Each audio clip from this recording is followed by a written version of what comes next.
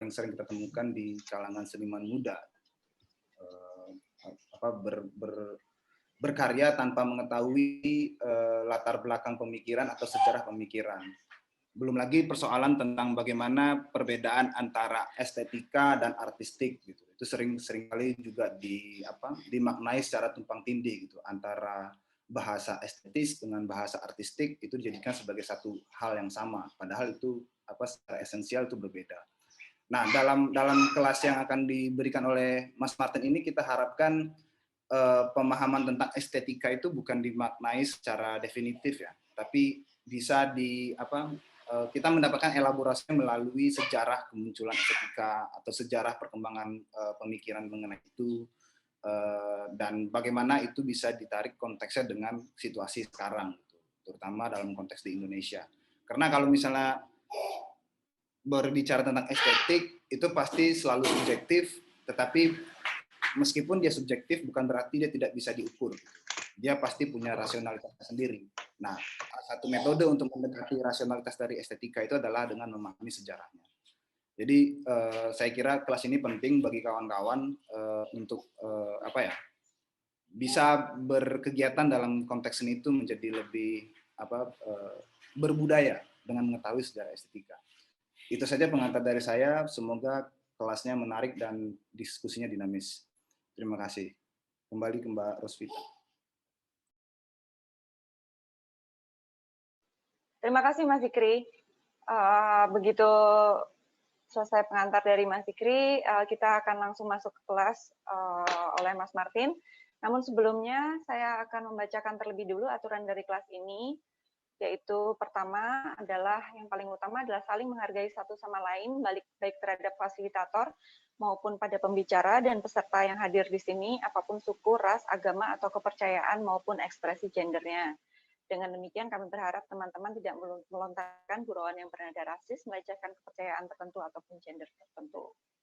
Kemudian yang kedua, kami minta izin untuk merekam seluruh rangkaian acara ini dan akan kami unggah ke YouTube. Teman-teman yang tidak merasa tidak nyaman dipersilakan untuk mematikan kameranya. Mohon juga untuk mematikan handphone atau menyetel pengaturan nada dering menjadi hening atau getar.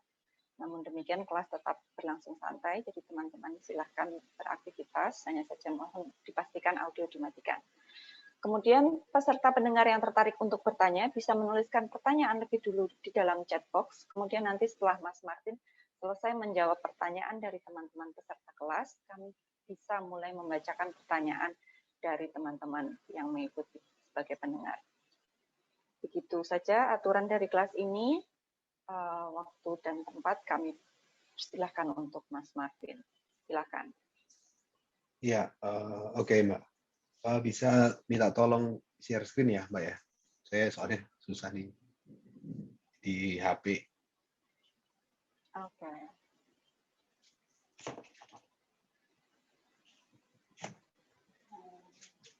Nah, oke. Sudah ya? Iya, udah. Mau full screen atau gini aja, Mas? Ya, di full nggak apa-apa. Ya. Oke, selamat sore teman-teman semua. Mungkin ini saya cuman ada bahan, tapi sifatnya hanya pancingan sih. Maksudnya dia nggak akan mengcover keseluruhan waktu kita, jadi hanya paling setengah jam lah untuk kita review singkat ya, seperti apa sejarah estetika, nantinya supaya kita bisa diskusi jauh lebih intens setelah sesi ini gitu. Nah, ringkasan sejarah estetika ini lanjut aja Mbak ke slide selanjutnya.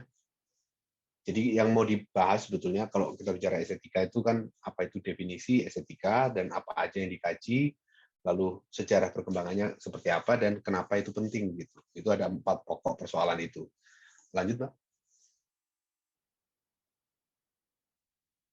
Nah, kita bisa mulai misalnya dari definisi-definisi kuno ya. Misalnya orang dari masa Yunani itu estetika itu hal-hal yang berkaitan dengan proses penginderaan ya. Kita melihat sesuatu, membaui sesuatu, memegang sesuatu itu semua berkaitan dengan estetika karena estetika itu dikaitkan sebetulnya dengan pencerapan indrawi dan di abad ke-17 itu diartikan juga sebagai hal-hal yang berkaitan dengan selera di apa yang baik menurutku atau yang indah menurutku mungkin beda dengan yang indah menurut orang lain dan seterusnya. Jadi Sampai ada istilah dalam bahasa Latin itu de gustibus non est disputandum gitu. Jadi tentang selera itu tidak ada yang bisa didiskusikan karena setiap orang punya standar selera yang sendiri-sendiri gitu.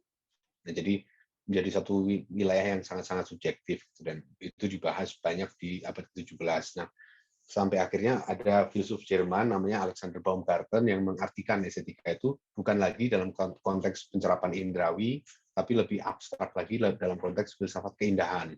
Apa itu yang disebut indah dan seterusnya. Lanjut, Pak.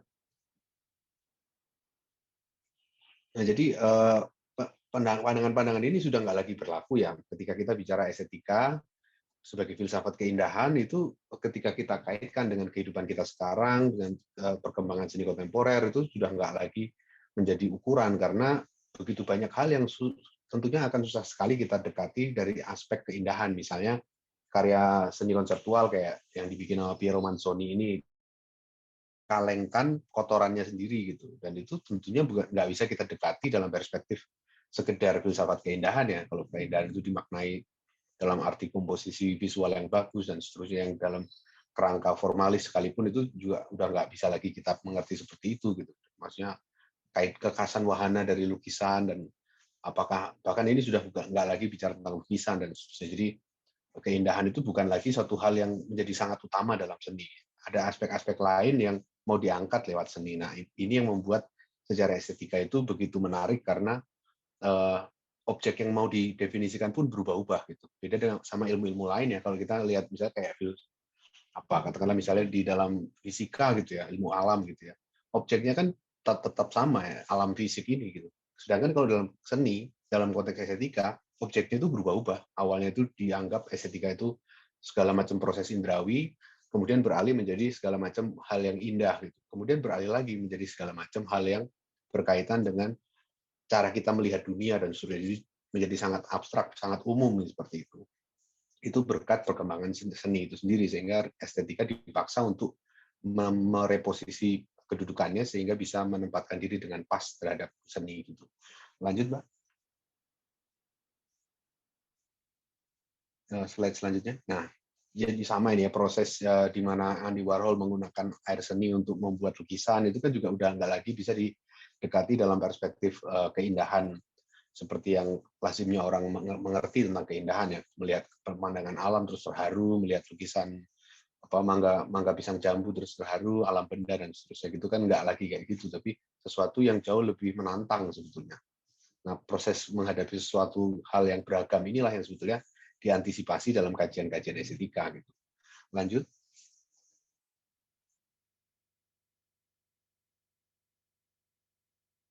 Jadi kalau mau didefinisikan secara luas, kita nggak bisa lagi bilang estetika itu sebagai filsafat keindahan, tapi mungkin lebih tepat filsafat seni, atau apapun itu yang bisa kita maknai sebagai seni. Gitu. Jadi nggak lagi diikat pada satu konsep kunci bahwa seni itu soal keindahan, nggak, tapi seni itu sendiri, apapun itu bisa masuk ke dalam wilayah estetika. Gitu. Lanjut. Dan kalau kita memilah kajian-kajian dalam estetika, tentu kita bisa membagi-baginya dalam beberapa aspek ya, misalnya kayak ontologi seni, yaitu membahas apa sih hakikat karya seni, apa yang membuat suatu benda menjadi karya seni dan seterusnya. Apakah karena persepsi orang ataukah karena benda itu sendiri memang mengandung unsur seni dan seterusnya. Terus hubungan antara seniman dan karyanya dan seterusnya. Kalau epistemologi itu proses bagaimana kita mengetahui atau kita memperoleh pengetahuan tentang seni, memperoleh sensasi keindahan atau sensasi artistik yang lain dan seterusnya. Nah, kemudian yang filsafat sosial seni itu lebih kayak membahas hubungan antara seni dan masyarakat, aspek ekonomi politiknya seperti apa, dan seterusnya. Lanjut. Nah, kita mulai dengan review singkat ya. Era klasik ya. Kita yang dimaksud dengan era klasik itu dalam konteks sejarah estetika, dalam konteks ini barat ya berarti, adalah era di sekitar 1000 tahun sebelum Masehi sampai 400 ya. Di saat ketika seni Yunani itu mencapai puncaknya, katakanlah seperti itu. Nah, muncul teori-teori estetika yang pada prinsipnya bisa dirumuskan dalam 3 konsep, teknik, mimetik, didaktik. Ya. Teknik itu artinya adalah bahwa seni itu secara inheren itu diartikan sebagai keahlian teknis. Dia merujuk pada keterampilan. Keterampilan untuk menghadirkan kenyataan sesuai dengan pakem yang dilihat. Jadi kita melihat kenyataan, terus kita melihat atau kita mereka semacam pakem dalam pikiran kita tentang suatu bentuk ideal dari misalnya anatomi tubuh manusia atau pose yang paling ideal yang mencerminkan suatu sikap moral tertentu. Nah, itu yang pakem atau kanon itu yang kemudian direpresentasikan, dihadirkan di dalam seni. Tugas seniman adalah memiliki keahlian teknis untuk menampilkan itu semua. Oleh karena itu, corak seninya adalah mimetik, jadi menyalin kenyataan, meniru kenyataan.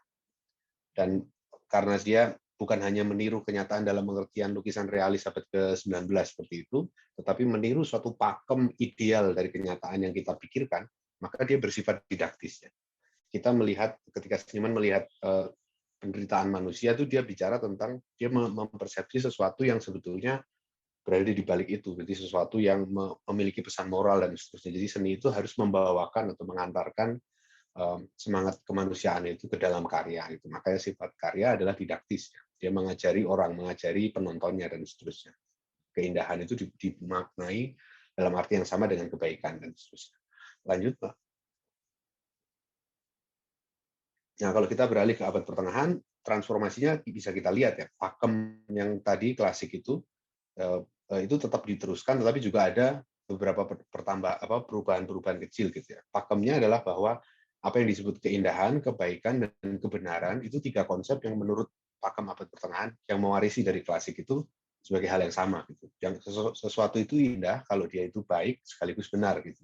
Nggak mungkin ada sesuatu itu baik tapi tidak indah, atau sesuatu itu benar tapi tidak baik dan seterusnya. Ketiganya itu sama kalau menurut persepsi estetika abad pertengahan. Dan dalam konteks ini mereka mengenal suatu klasifikasi seni ke dalam cabang-cabang yang kemudian hari ini kita kenali sebagai cabang-cabang ilmu pengetahuan. Ada matematika, ada geometri, ada fisika, ada arsitektur dan seterusnya. Tapi pembagiannya beda pada waktu abad pertengahan. Dan tentunya dalam konteks abad pertengahan, masalah ketuhanan itu sangat sentral dalam karya seni ya. Jadi hampir setiap karya seni selalu mengambil subject matter berupa cerita-cerita dari narasi keagamaan gitu, jadi nggak pernah lepas dari situ, jarang sekali lepas dari situ, kecuali karya seni rakyat ya, seperti itu. Nah kemudian lanjut. Nah ketika kita beralih menuju era modern dalam pengertian sejarah pemikiran itu kan dimulai tahun 1600-an sampai 1900-an, 1800 akhir. Nah transisi dari abad pertengahan ke modern itu ada satu era yang disebut Renaissance.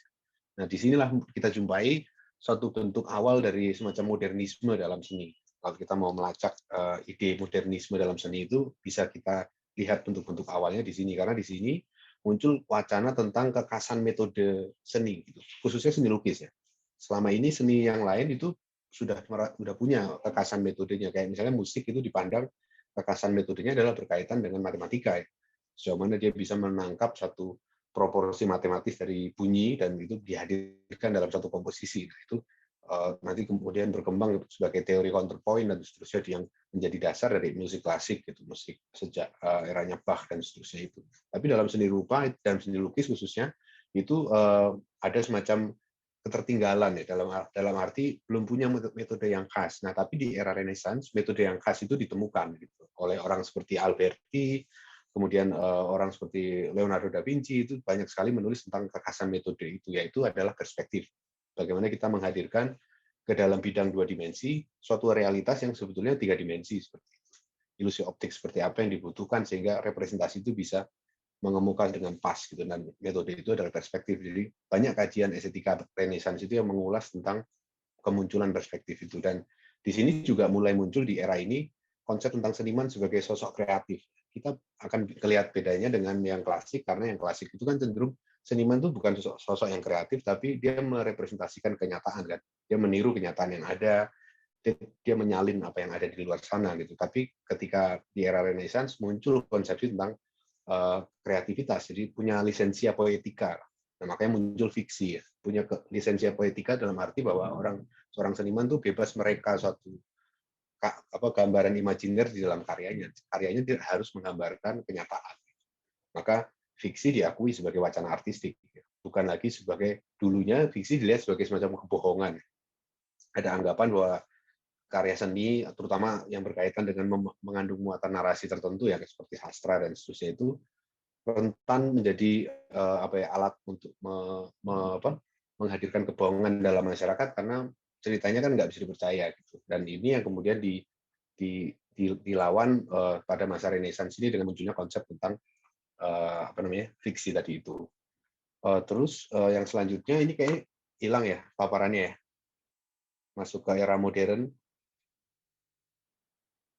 Mbak Rusvita. Iya Mas, tunggu sebentar Mas. Itu tadi Oke. nggak mau hilang soalnya. Oh.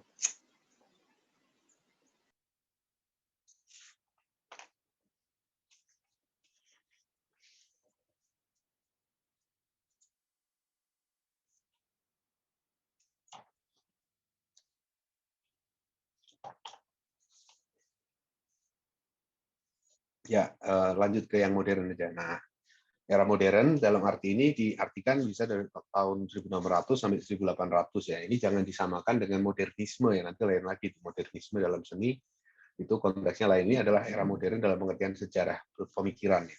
Yang mulai muncul di sini adalah gagasan-gagasan yang sebetulnya sudah mulai ada di era Renaissance tadi, soal kreativitas, seni itu suatu laku yang kreatif, ada munculnya fiksi itu diakui sebagai cara berbicara seni gitu. Nah, di sini berkembang satu semacam radikalisasi dari ide-ide itu. Misalnya dalam konteks bahwa muncul wacana tentang karya seni itu sifatnya relatif ya. Nilai dari suatu karya seni, seberapa jauh dia indah dan seterusnya, efek-efek artistiknya itu kita rasakan sebagai sesuatu yang relatif ya. Nggak ada ukuran yang universal. Makanya tadi saya sebutkan tentang selera tidak ada yang bisa diperdebatkan.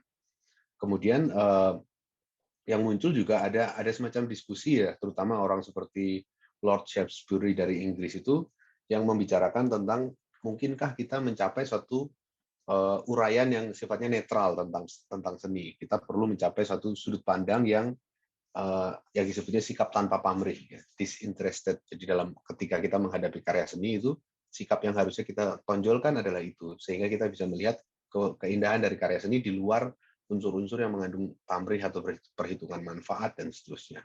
Nah, anggapan semacam ini nantinya akan berkembang sentral ke dalam gagasan tentang estetisisme atau seni untuk seni yang nanti akan kita lihat di era-era selanjutnya. Dan di era modern ini juga muncul satu gagasan tentang kesubliman ya. Jadi kita mengakui ada unsur yang sublim yang tidak bisa dikatakan dalam karya seni. Ada sesuatu yang agung gitu, ketika kita berhadapan dengan karya seni, dan itu tidak bisa sepenuhnya dirumuskan gitu. Maka di era ini dikenal ada istilah dalam konteks kritik seni itu je ne sais quoi, artinya saya tidak tahu apa terhadap suatu karya.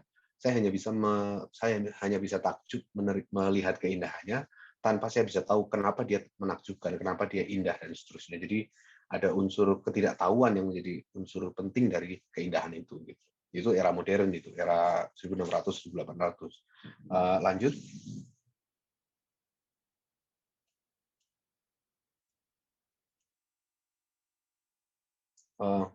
Mbak Roswita, lanjut ke era selanjutnya nih. Oh, sebentar, Mas. Ini tadi Renaissance, modern, terus sekarang ini masih sama sih. Oh, ada juga ya? Di layar saya mah. Oh ya. Enggak, era di sini udah ganti. Coba saya stop dulu ya, Mas ya. Ini udah Mas. Misalnya dari tadi agak muncul merah-merah itu loh, Mas. Oh, oke, sinyal ya.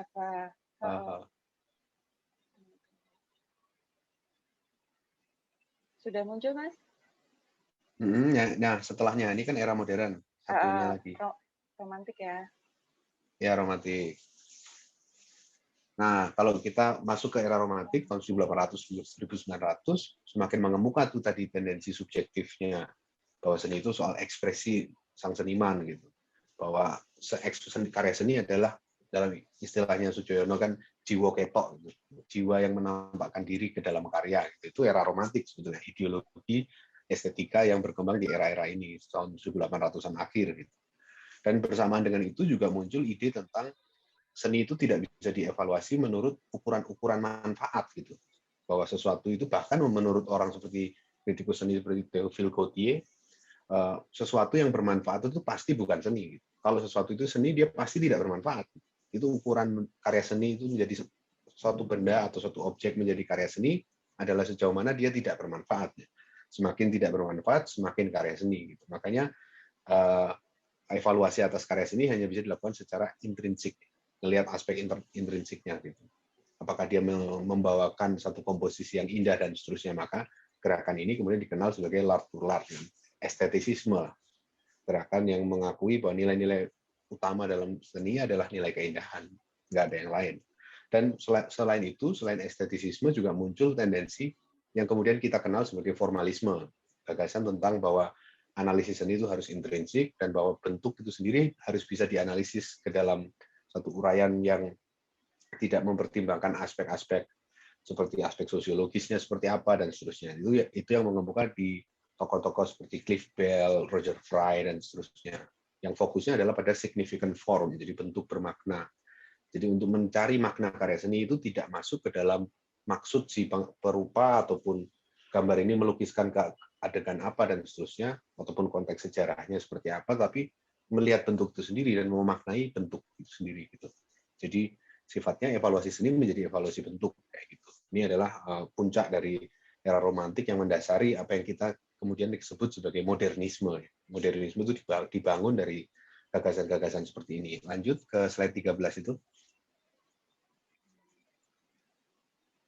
Nah, ketika kita masuk ke abad ke-20, kita bicara tentang modernisme dan gerakan avant-garde, ya, tentang sosok seniman sebagai pelopor, ya, mendobrak tatanan dan seterusnya, menciptakan suatu kebaruan dan seterusnya.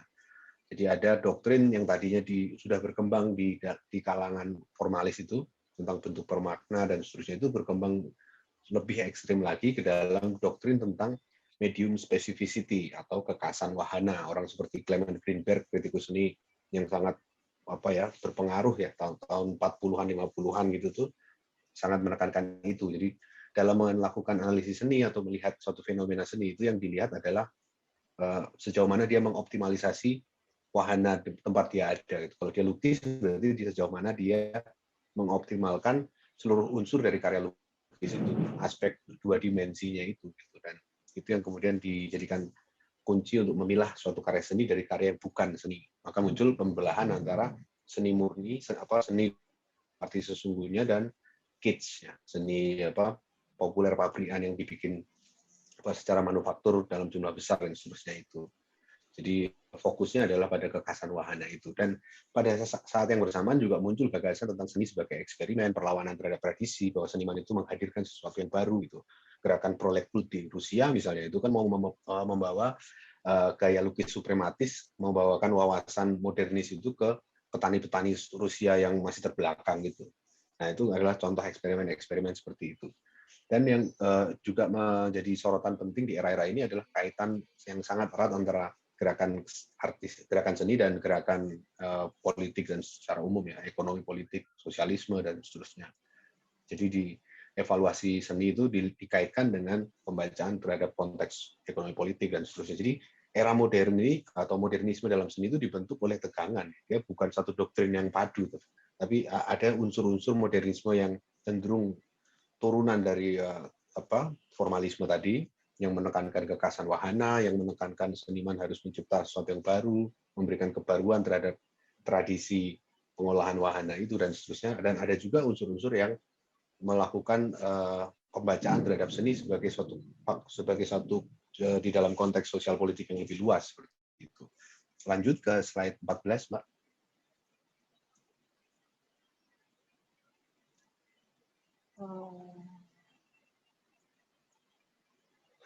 Ya, kalau kita masuk ke era kontemporer, akhir abad ke-20, ya, kita masuk ke situasi yang kurang lebih masih kita jumpai hari-hari ini, ya, pasca modernisme. Jadi dengan pasca modernisme itu kita tidak lagi bicara tentang kebaruan, ya. Kita tidak lagi bicara tentang bahwa karya seni itu harus menampilkan sesuatu yang baru seperti yang diharapkan oleh modernis itu, dan tidak lagi bicara tentang kekasan wahana, tapi justru alih wahana, percampuran antara berbagai macam karya atau bahkan kumpulan karya yang dimontase jadi satu dan seterusnya itu. Jadi tidak lagi menekankan kekasan wahana, tidak lagi menekankan kebaruan, tapi menekankan permainan.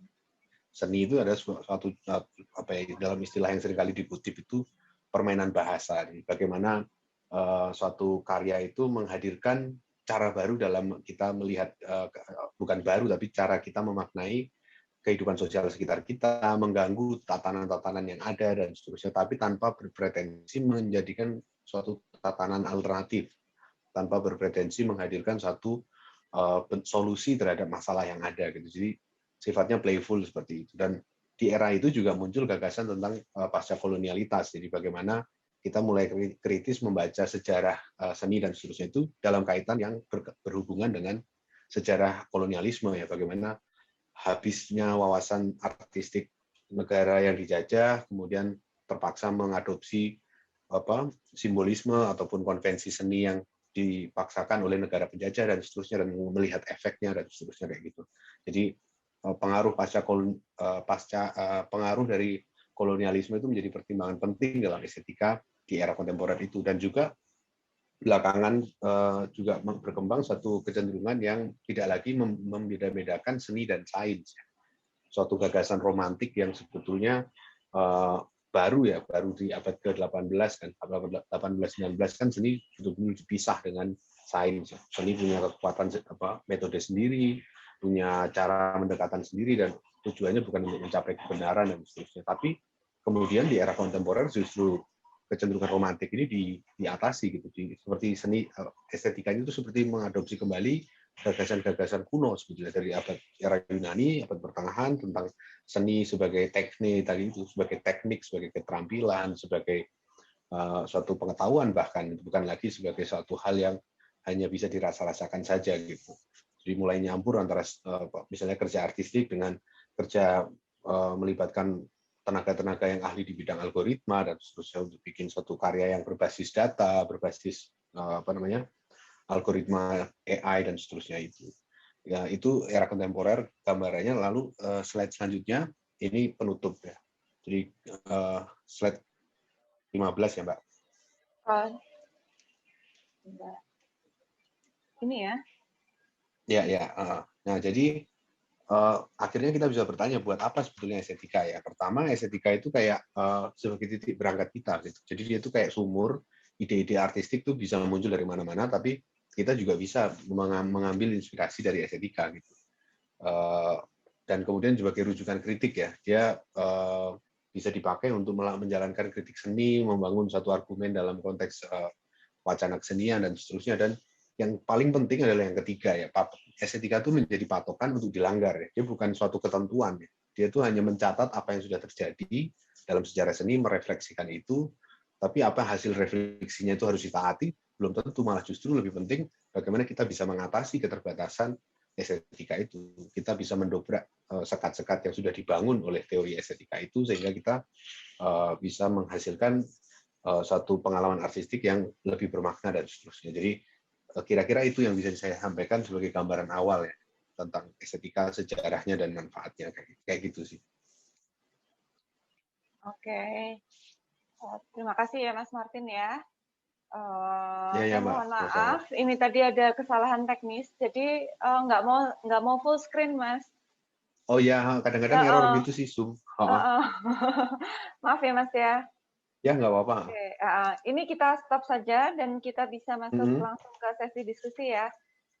Ya.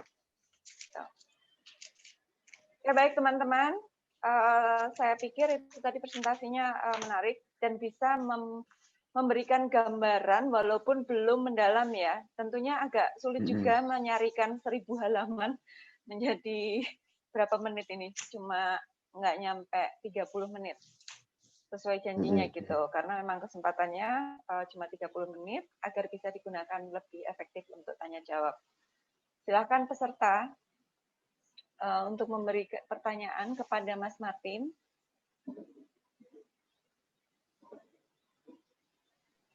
Halo, terima kasih presentasinya Mas Martin. Saya Jessica dan mau bertanya, ini tuh sebenarnya ketiga kalinya aku belajar tentang pasca modernitas, tapi masih aja nggak ngerti itu kayak apa gitu pasca modernitas, dan juga mungkin bisa kasih contoh karya-karya yang termasuk pasca modernitas dan kenapa itu dianggap pasca modernitas. Terima kasih. Oke, langsung dijawab ya Mbak Rosvita ya. Silakan, Mas. Oke. Ya, jadi kalau kita ngelihat perkembangan wacananya pasca modernitas itu atau pasca modernisme lah ya, itu kan muncul di tahun 79 80-an kan sebagai satu istilah ya. Kan dia muncul dalam salah satu karya dari Jean-François Lyotard itu Prancis itu Report on Knowledge ya, Condition of Postmodernity gitu. Nah, tapi sebetulnya sebagai gejala kesenian dia tuh sudah muncul jauh-jauh hari. Karya-karya seperti yang dibikin oleh Marcel Duchamp, urinoirnya itu para dadais itu sudah bisa masuk ke dalam kategori itu ya. Mulai dikenal ada yang kemudian menjadi satu genre sendiri kan, found object gitu ya. Kita menemukan objek di dunia sehari-hari, kita pasang sebagai satu karya seni itu tendensi yang jelas-jelas menolak asumsi-asumsi dasar dari modernisme. Dan oleh karena itu dia bisa dianggap sebagai prekursor dari postmodernity itu. Kenapa dia menolak argumen dari modernisme? Karena ya kalau kita ngelihat urinoirnya Duchamp kan berarti kita nggak ngomong lagi kekasan wahana ya. Di mananya kekasan wahana kan bukan lagi bahkan bukan karyanya dia ngambil kan, dia ngambil barang manufaktur dihadirkan sebagai satu karya untuk dipamerkan sebagai karya seni rupa gitu. Nah, itu kan berarti tidak lagi bisa didekati dari perspektif entah itu sebagai karya seni sebagai bentuk bermakna ataupun memiliki kekhasan wahana tersendiri ataupun ekspresi subjektif dari perasaan seniman dan seterusnya, karena itu bahkan bukan perasaan seniman kan, urinoir itu. Jadi seperti suatu karya yang membuat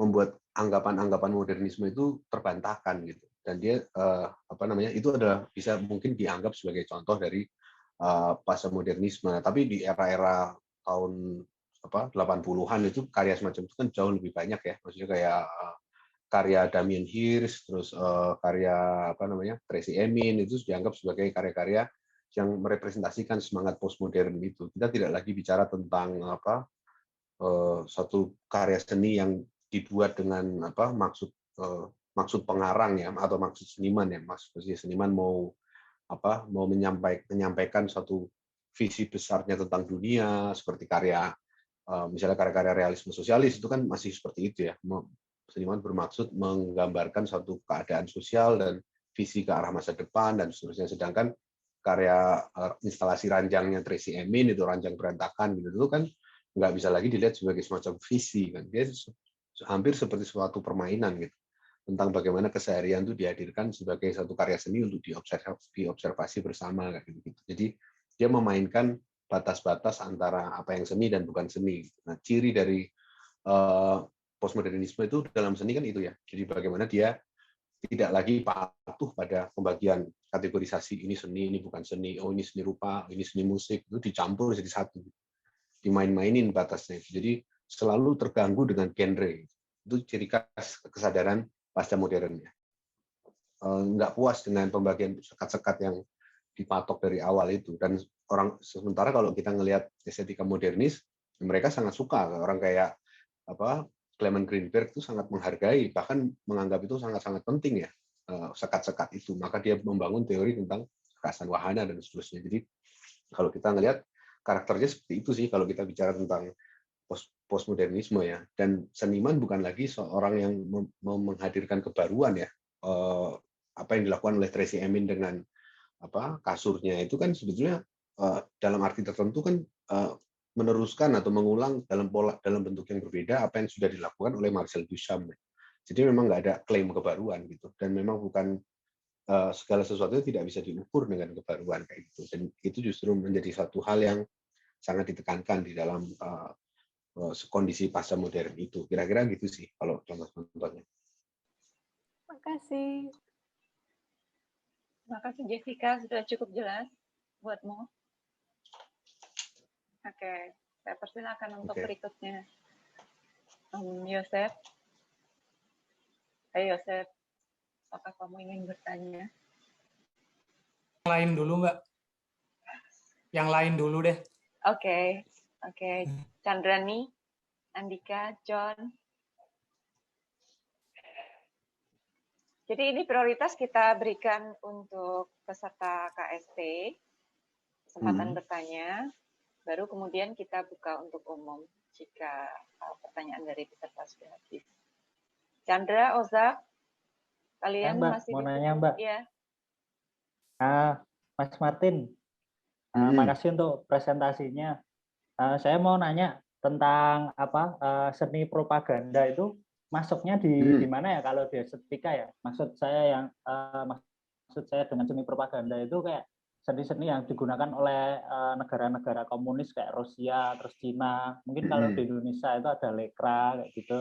Nah, itu satu. Terus bagaimana yang kedua ini bagaimana kita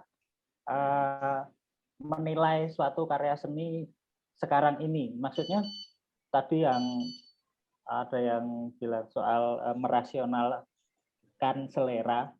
Nah, itu tuh maksudnya seperti apa? Apakah kita memandang sebuah karya seni ini berarti dengan beberapa tolak ukur estetika dari modern, dari romantik, terus digabungkan atau seperti apa? Ya, seperti itu Mas pertanyaannya. Oke. Ya, yang pertama soal seni propaganda ya, itu sebetulnya kalau dilihat dari estetikanya, dasar pemikiran tentang estetikanya sebetulnya bukan sesuatu yang bisa dibilang abad ke-20 ya, justru dia meneruskan satu cara berpikir yang sebetulnya itu sudah inherent dalam sejarah estetika sejak era klasik bahkan sampai abad pertengahan, bahwa karya seni itu harus didaktis ya, harus mengajarkan kepada publik, menggambarkan suatu keadaan ataupun mendorong mereka untuk bersikap sesuai dengan citraan dalam karya lukis itu dan seterusnya. Jadi dari segi andaian atau pengandaian asumsi dari estetikanya sebetulnya tuh sangat-sangat lama gitu. Dia bukan suatu hal yang baru gitu, bahwa karya seni itu bermaksud untuk mempropaganda orang, mengajak orang. Bahkan karya-karya seni pertama paling awal kalau dilihat di sejarah estetika Barat itu Yunani gitu ya, patung-patung Yunani itu kan sebetulnya mengandung semacam pesan moral ya, bahwa manusia itu haruslah mengapresiasi unsur kemanusiaan dari apa, jadilah seperti ini, jangan seperti itu dan seterusnya. Jadi ide tentang seni sebagai sarana untuk menyampaikan pesan itu sebetulnya adalah sudah ada sejak kelahiran seni, bisa dikatakan kayak gitu. Bahkan jadi ide itu justru terlihat seperti baru mungkin karena dia muncul pada masa ketika gagasan semacam itu sudah dianggap kuno kan, oleh kaum romantik, oleh kaum formalis gitu, sudah ditinggalkan. Nah, ketika itu ditinggalkan, justru muncul usaha untuk merevitalisasi gambaran tentang seni sebagai pesan gitu dan seterusnya. Nah, yang muncul di era realisme sosialis di Soviet dan seterusnya. Jadi itu hal yang muncul belakangan dan bisa dilihat sebetulnya sebagai bagian itu kalau dilihat dari sejarah estetika dia sebenarnya tidak baru atau bahkan kuno, sangat kuno. Tapi kalau kita lihat dalam konteks sosial kemunculan ide itu, kita jadi bisa paham maksudnya. Karena realisme sosialis di Soviet itu kan muncul dalam satu perdebatan antara modernisme versus masyarakat umum yang bahkan nggak tahu apa itu seni. Gitu. Petani-petani Rusia yang nggak pernah ngerti karya seni kecuali karya seni yang ada di gereja atau di rumah-rumah ibadah atau di bikinan rakyat, kerajinan dan semuanya selalu kan keindahan-keindahan yang biasa kita mengerti sebagai keindahan. Dan ketika bertemu dengan kecenderungan suprematis itu kan kayak semacam ada lompatan yang nggak terjembatani gitu, ada satu jurang gitu. Nah, karena itu nggak terselesaikan, maka kemudian diambil satu jembatan yang menghubungkan selera seni publik masyarakat petani Rusia itu dengan karya seni ya, yang ketemunya jembatannya adalah realisme sosialis itu. Jadi dia muncul dalam konteks sosiologis yang khas gitu. Dan mungkin dari segi itu yang bisa kita apresiasi ya, bahwa dia tuh muncul karena ada kebutuhan betapa tidak komunikatifnya seni pada masa itu. Sulit sekali diakses oleh masyarakat. Sedangkan muncul satu gagasan untuk mendemokratiskan seni. Seni harus jadi pengalaman bagi semua rakyat. Kalau karya seni para suprematis yang cuman garis-garis gambar komposisi warna itu kan nggak bakal bisa didemokratiskan gitu. Oleh karena itu dibangunlah satu jembatan berupa realisme sosialis yang kemudian dikopi menjadi satu dogma dan seterusnya. Konteksnya kira-kira mungkin seperti itu. Nah, yang kedua tadi soal bagaimana kita membaca karya seni dewasa ini. Nah, menurut saya yang penting adalah justru berangkat dari karyanya dulu sih. Artinya kita nggak bisa menentukan dulu saya mau pakai teori ini untuk mendekati karya ini, enggak. Tapi justru ketika kita melihat karya seni, kita itu terganggunya di segi mananya. Kita mengalami dulu karya seni itu, terus kita mengalami satu gangguan tertentu kok ini kok bisa gini ya, ada unsur seperti ini, kok ada perspektif seperti ini yang beda yang nggak ada dalam bayangan saya. Nah, barulah kita cari teori untuk bisa menjelaskan ketergangguan itu. Gitu. Jadi teori itu justru muncul belakangan, gitu. Teori estetika ya. Dia jangan ditaruh di depan, karena kalau ditaruh di depan nanti jadinya adalah karya seni itu menjadi contoh dari sebuah teori. Padahal maksud kita kan bukan itu ya. Maksudnya ketika kita mau menulis kritik seni, tinjauan atas karya seni kan justru karyanya yang harus mengedepan gitu. Jadi ya kita mulai dari ngelihat dulu karyanya dan merasakan gangguan apa yang dihasilkan oleh karya itu kepada kita, dan teori itu datang justru untuk menjawab atau menjelaskan gangguan itu. Kenapa dia mengganggu gitu. Nah, baru kita cari referensi teori. Kira-kira gitu sih. Makasih, Mas. Ada yang lain, John? Sudah cukup. Saya andapkan dulu. Saya pahami dulu. Makasih. Oke. Ya, ini ada yang kasih di chat, Mas. Ada yang kasih pertanyaan lewat chat dari peserta kelas. Tapi dia mic-nya rusak, jadi nggak bisa sampaikan langsung. Oke. Saya mau nanya, Mbak. Oh iya, sebentar ya, Chan. Ini Oke. Owi duluan udah dari tadi. Oke. Jadi Owi ini mau tanya sebuah pertanyaan basic dan mungkin Mas Martin bosen dengarnya gitu. Sebagai orang filsafat. Bagaimana Mas Martin memaintain framework estetika dalam membaca seni rupa?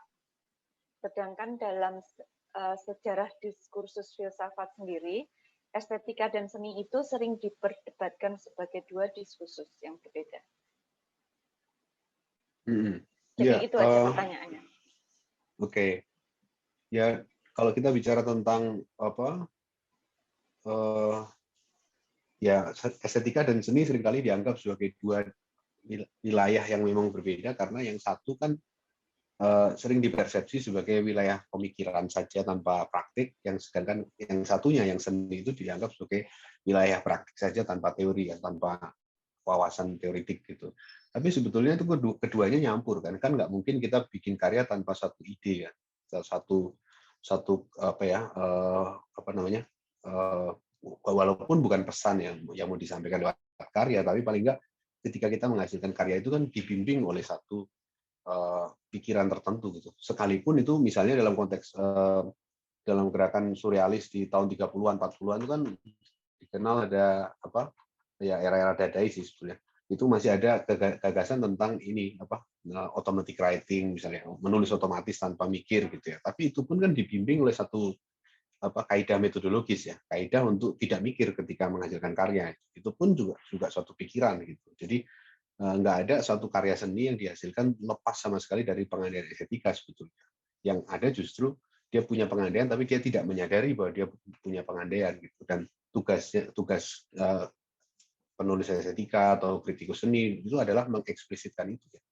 Melihat sejauh mana dalam praktik berkarya seorang seniman itu ada asumsi estetika tertentu yang terselubung gitu ya, atau yang nggak nampak di sana, dan itu yang kemudian dihadirkan lewat kajian kritis itu dan seterusnya. Jadi sebetulnya nyambung ya antara estetika dan seni ya. Makanya ketika dalam filsafat menulis tentang estetika itu seringkali tegangan yang sama juga terjadi ya. Filsafat cenderung biasanya kan menarik ke hal-hal yang sangat-sangat universal ya, membicarakan tentang apa itu hakikat segala sesuatu ya. Itu kan luas banget gitu. Sedangkan kalau kita bicara tentang pengalaman artistik, pengalaman di hadapan karya seni itu kan sesuatu hal yang sangat-sangat partikular ya, yang tidak bisa dengan mudah kita generalisasi, yang beda setiap orang dan seterusnya. Jadi justru membangun keseimbangan di antara apa yang universal dan apa yang partikular itu yang menjadi penting ketika kita bicara tentang estetika dalam konteks filsafat. Kira-kira itu sih paling dari saya.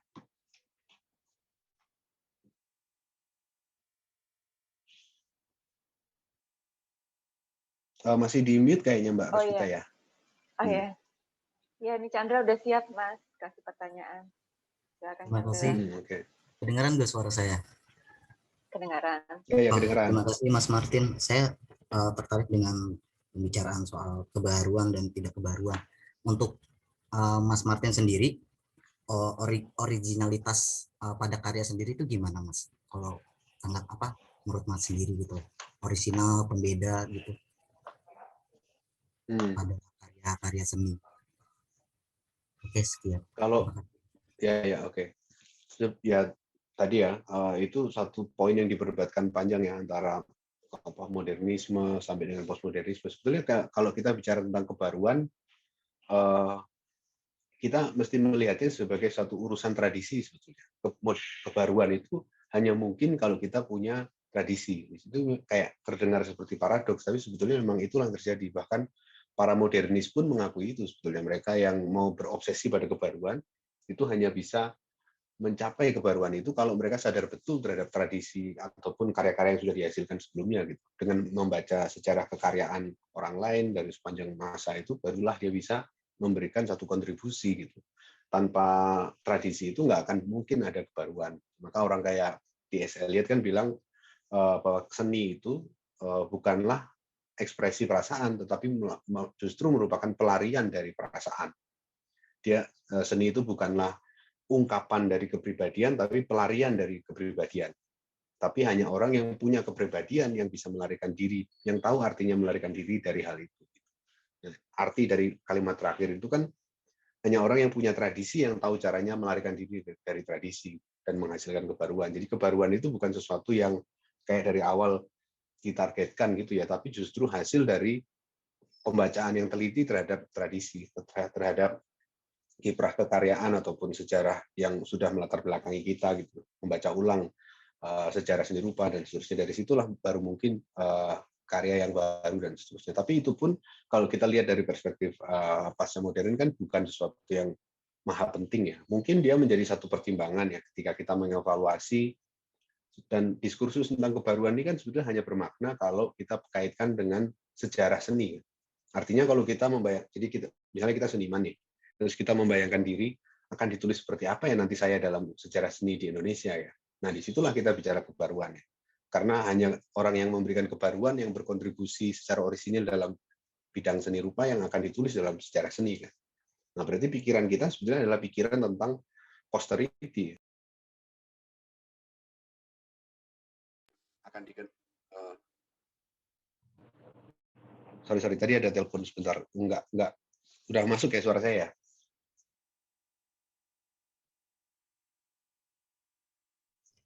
Sudah masuk, Mas. Oke. Ya, jadi kayak gitu sih. Kebaruan itu hanya menjadi penting kalau kita kaitkan dengan sejarah sebetulnya. Tadi ya tradisi ataupun penulisan sejarah di masa depan. Ya. Kalau kita nggak terlalu peduli banget sama soal akan ditulis seperti apa oleh generasi mendatang, penerus atau posterity itu ya sebetulnya nggak terlalu penting juga sih sebenarnya kebaruan itu. Jadi tergantung kita ngelihatnya di mana. Wah, menarik ya, Mas.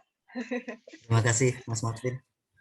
Ya, jadi kalau mau dicatat sejarah bikin hal yang baru ya, Mas ya. Ozak tadi mau tanya ya. Silakan Ozak. Ozak, oke. Ya, halo. Dengar ya suara ya? Aman ya? Aman. Ya, aman-aman, Bu. Ya. Mas Martin, ininya prosesnya cepet banget. Saya slow learner jadi agak lambat. Terus ya saya mau tanya soal ya saya pengen menyinggung tentang catatan yang tertulis itu jika seni ada di mana-mana gitu ya. Terus apakah itu berarti estetika dan artistik itu juga ada di mana-mana gitu kan. Terus apakah bisa saya tafsir bahwa estetika itu adalah yang tak benda, yang intangible itu, lalu apakah yang artistik adalah yang bendanya itu, benda dari yang tak benda itu. Tapi jika tafsir itu keliru, tafsir saya itu keliru, apakah ada tafsir yang lain yang relevan? Itu. Ya. Kalau kita balikin ke makna ininya, sesuai dengan akar katanya ya, kalau estetika itu kan berkait dengan sensasi perasaan yang muncul dalam diri kita. Dan sensasi ini bisa muncul bukan hanya ketika melihat karya seni. Sedangkan kalau artistik itu berkaitan dengan suatu karya yang betul-betul dihasilkan lewat kerja seni. Suatu karya atau suatu benda yang memiliki sifat-sifat yang seperti dikerjakan lewat suatu kerja seni. artistik itu berkaitan dengan proses kepengrajinan dalam menghasilkan karya. Dan efek itu yang bisa kita lihat, betapa satu karya dihasilkan dengan skill yang bagus, dengan kemampuan yang baik dan seterusnya. Nah, sedangkan estetik itu dalam konteks ini sifatnya adalah merujuk pada pengalaman yang bisa jadi lebih luas ya. Ketika kita melihat misalnya kita melihat seorang seniman ya, karyanya jelek. Jadi dari ukuran manapun kita susah mencari teori yang bisa membenarkan kebagusan karyanya. Jadi nyari teori manapun selalu hasilnya ketika diterapkan pada karya itu jelek. Nah, tapi kita ngelihat betapa dia obses dengan menghasilkan karya-karya yang sama jeleknya seperti itu. Terus konsisten selama puluhan tahun. Nah, kita kan bisa seperti melihat mendapatkan perasaan tertentu dalam diri kita ketika itu, semacam terenyuh atau terharu atau gila ini dedikasinya terhadap seni dan seterusnya. Nah, itu adalah pengalaman estetik. Itu bisa menjadi pengalaman estetik. Sekalipun dia menghasilkan karya seni yang buruk secara artistik ya, nggak memenuhi kaidah-kaidah kepengrajinan yang memadai dan seterusnya, tapi ketika kita melihat dedikasinya yang luar biasa untuk seni dan konsisten buruknya itu, kita bisa terharu, dan keterharuan kita itu estetik. Itu sesuatu yang kita rasakan ketika kita berhadapan dengan satu pengalaman yang berkaitan dengan seni seperti itu. Contohnya adalah ketika kita melihat itu dedikasi seniman, atau misalnya kita melihat keadaan bahkan yang bukan berhubungan dengan seni sekalipun, kita bisa merasakan pengalaman estetik itu, karena itu hampir seperti pengalaman religius kan sebetulnya, sesuatu yang menyentuh kita, membuat kita merinding dan seterusnya. Itu estetik yang disebut oleh orang seperti Edmund Burke itu sebagai the sublime, yang sublim, sesuatu yang seperti mengambil alih kita gitu. Jadi kita tuh terharu di hadapan itu. Walaupun dari ukuran-ukuran ya skill apa segala macam, atau dari segi aturan-aturan komposisi itu nggak sesuai dengan aturan-aturan itu, tapi kita toh bisa kena dengan karya itu atau terharu dengan karya itu. Nah, itu adalah dimensi yang berkaitan dengan estetiknya itu. Itu sih pembedaannya mungkin ya. Artistik itu kaitannya dengan kepengrajinan, skill dan seterusnya, kesesuaian dengan kaidah formal dalam hal menghasilkan suatu karya. Sedangkan estetik itu lebih luas ya, pengalaman yang sifatnya bisa terjadi bahkan ketika kita berhadapan dengan bukan karya seni, dengan sampah misalnya, melihat sampah yang berleleran di tong sampah yang nggak rapi dan seterusnya, itu kita bisa mendapatkan kesan estetik semacam itu. Terima kasih Mas Martin. Ya, dibongkar nih pemikiran teman-teman akan apa yang estetik dan mana yang bukan nih. Ya, silakan Yosef. Halo, selamat sore Mas Martin. Ya, sore. Terima kasih atas presentasinya. Sungguhnya ini 3 kalinya sih saya mengikuti semacam presentasinya Mas Martin. Dulu yang di mana? LAF kalau nggak salah, Langgeng Art Foundation. Itu saya pulang dengan sakit kepala gitu, karena saya tidak bisa mencerna diskusi yang sedang berlangsung. Karena mungkin ketidakbiasaan saya terhadap pembahasan filsafat gitu. Saya ingin tanya sih, selama ini kan teori estetika, teori tentang seni selalu berasal dari Barat. Mungkin kalau dari Timur, peradaban yang juga nggak kalah kayanya dalam tanda petik itu bisa dibilang adalah India dan Cina misalnya. Tapi fine. Karena kita bangsa terjajah, oke, kita belajar apa yang diberikan oleh Barat gitu. Nah, jika nasib atau identitas terjajah dan posisi penjajah bangsa Barat itu menjadi salah satu poin yang cukup penting dalam wacana seni kontemporer, lalu apakah pembelajaran kita tentang estetika yang semuanya dari Barat itu, misalnya masa klasik Yunani Romawi, seni-seni keagamaan mereka, lengkap dengan mitologi-mitologinya mereka, itu apakah bukan perpanjangan dari penjajahan itu gitu? Apakah kita sebegitu miskin dengan pemikiran-pemikiran yang mungkin nggak kalah bagusnya dengan mereka gitu? Dan dalam praktek seni kontemporer Indonesia misalnya, atau di Asia pada umumnya, kan seni postmodern itu seolah memberi ruang atau spotlight pada hal-hal yang mungkin di masa modern itu tidak mendapatkan tempat atau terpinggirkan gitu. Misalnya barang pabrikan akhirnya bisa menjadi karya gitu, atau kerajinan bisa menjadi karya gitu. Apakah seniman-seniman Indonesia atau pekerja seni Indonesia itu dalam konteks kontemporer ini itu mereka cuman benar-benar menyerap dari Barat yang kontemporer ala Barat itu, atau justru juga memberi ruang pada pemikiran-pemikiran Timur sendiri yang selama ini terpinggirkan gitu. Itu sih pertanyaan dari saya. Terima kasih. Ya, ini memang satu hal yang kompleks ya, karena dalam sejarah estetika betul tadi dikatakan bahwa seringkali yang dijadikan rujukan adalah Barat. Kenapa demikian? Karena itu yang paling terarsipkan dengan rapi. Artinya publikasi-publikasi berbahasa Inggris, berbahasa Indonesia bahkan itu kan juga banyak yang rujukannya ke sana, karena secara sumber itu sudah terarsipkan sejak ratusan ribuan tahun yang lalu. Sedangkan kita justru karena efek kolonialisme hancur arsipnya. Arsip kita kan di mana-mana udah diboyong ke Leiden, sebagian di Jerman, sebagian di mana di Inggris, di Oxford Bodleian Library dan seterusnya. Jadi secara khasanah pengetahuan pun tuh kita sudah diceraikan dari sumber-sumber rujukan tradisi. Dan yang ada kemudian atau apa yang kita anggap tradisi, seperti tradisi yang berkembang di keraton misalnya gitu, boleh jadi adalah tradisi yang hidup atau dimungkinkan untuk hidup di dalam konteks kolonialisme yang berkembang di Indonesia gitu. Nah, itu jadi kompleks ya. Apa yang kita anggap tradisi sebetulnya jangan-jangan adalah efek dari kolonialisme. Orang misalnya tari kecak di Bali ya, Adrian Vickers kan menulis soal itu kan, bahwa itu dia sebetulnya adalah produknya Walter Spies kan, biasanya dikoreografikan oleh Walter Spies ketika dia melihat orang trans di Bali. Ini kalau ditata menurut satu konsepsi dramatik Eropa keren nih, nah, dibikinlah jadi tari kecak dan sekarang kita menerimanya sebagai tari tradisi Bali. Dan jadi apa yang kita sebut tradisi itu boleh jadi juga adalah suatu fabrikasi ya, suatu bikinan ya, karena persis karena kita mengalami satu periode di mana rujukan langsung ke tradisi itu diceraikan dari kita lewat masuknya kolonialisme itu kan. Ketika Belanda masuk ke Lombok itu kan ini istana dibakar, terus perpustakaannya dijarah kan, semua isi lontar-lontarnya itu dibawa pergi semua, dan hasilnya adalah diteliti oleh para indolog itu. Kemudian dilahirkan teori tentang apa yang dimaksud dengan kebudayaan Batak, apa yang dimaksud dengan kebudayaan Jawa, apa yang dimaksud dengan kebudayaan Bali.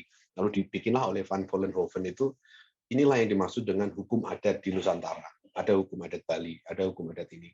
Dan dari situlah berkembang kemudian imajinasi administrator yang diwarisi sebetulnya dari kolonialisme, imajinasi tentang suatu provinsi dengan kebudayaan sendiri, dengan rumah adat sendiri, baju adat sendiri, alat-alat persenjataan yang khas, dan itu berbeda di provinsi yang lain. Nah, itu kan sebetulnya ada cara kita meneruskan cara berpikir kolonial, dan itu memang satu praktik yang masih harus kita interogasi terus sampai sekarang ya. Jadi problemnya itu, jadi ketika kita mau bicara tentang suatu estetika alternatif dari Timur yang mana? Jangan-jangan yang kita sebut Barat dan Timur itu adalah produk Barat gitu. Jadi kategorisasi ini sendiri sebetulnya adalah kategorisasi yang dibikin oleh cara berpikir Barat gitu. Yang mana Timur yang asli itu sudah hancur, lebur, tercerai-berai di dalam ribuan manuskrip yang dipisahkan dari masyarakatnya, dari ribuan karya seni yang dijarahi dari keraton-keraton, dari berbagai macam praktik sosial yang dihilangkan, dilumpuhkan, dan seterusnya. Jadi itu kita sebagai warga pasca kolonial itu seperti suatu masyarakat tanpa sejarah gitu. Hasil dari kolonialisme kan sebetulnya itu ya, membuat suatu masyarakat yang tidak punya sejarah, yang sejarahnya, yang sejauh dia mengingat ke masa lalu, dia hanya bisa mengingat ada Belanda di sana. Di momen-momen awal dalam sejarah Jawa dan seterusnya itu kan selalu ada campur tangan asing, dalam hal ini Belanda ya, dalam membantu meredam konflik dengan negeri tetangga dan seterusnya. Jadi itu adalah cara bagaimana kita akhirnya kemudian mau nggak mau mesti berangkat dari situ. Kita nggak punya suatu pijakan yang bersih ya, kayak semacam meja kosong di mana kita bisa berdiri dan itu betul-betul bisa kita klaim sebagai tradisi kita. Tradisi kita adalah tradisi yang campur aduk dengan fabrikasi tadi itu, dan justru ini yang membuat tantangan di seni kita sekarang yang mengolah kekayaan tradisi itu menjadi seru ya. Kita nggak bisa sekedar kayak mengulang meneruskan praktik tradisi seperti mengambil motif-motif kain tenun tradisional ke dalam karya. Karena motif itu boleh jadi kan berkembang juga dalam kaitan dengan suatu tatanan masyarakat yang dibentuk sedikit banyak oleh kolonialisme. Jadi apa yang kita sebut tradisi boleh jadi juga satu hal yang nggak bisa sepenuhnya kita terapkan dalam karya gitu. Karena kita harus kritis juga melihat tradisi itu, jangan-jangan ini bikinan gitu. Jadi akan tetap menjadi satu tantangan terus-menerus bagaimana kita merumuskan atau menghasilkan suatu karya yang unsur tradisinya itu bisa dihadirkan tanpa sekedar mengulang pola-pola yang dilakukan oleh pemerintah Orde Baru itu dengan semacam identitas kedaerahan itu. Kalau daerah ini punya motif tradisi ini yang akan terus dilestarikan dan seterusnya. Jadi itu PR yang terus-menerus sih menurut saya. Jadi nggak ada solusi yang sifatnya bisa diberlakukan untuk semuanya. Dan rasanya praktik seperti itu banyak ya, maksudnya praktik yang sifatnya mengulang mentah-mentah tradisi, mengkopinya dan menerapkannya dalam karya seni, dijadikan di dalam karya kerajinan, itu kan sebetulnya meneruskan praktik lama politik identitas kolonial itu ya. Membuat suatu daerah unik karena memiliki jenis kerajinan tertentu yang tidak ada di daerah lainnya, yang sebetulnya itu diambil dari suatu sejarah yang dibentuk oleh kolonialisme. Tapi juga ada usaha-usaha yang sifatnya mencoba kritis terhadap itu kan, mencoba menginterogasi ulang sejarah kebudayaan masyarakat sekitar, bagaimana itu kemudian dirumuskan dalam satu ekspresi yang berbeda gitu. Itu juga usaha yang banyak gitu. Jadi kita nggak bisa bilang bahwa nggak ada kemungkinan untuk keluar dari itu. Jadi kira-kira itu sih yang bisa saya sampaikan soal itu. Siap, terima kasih Mas penjelasannya.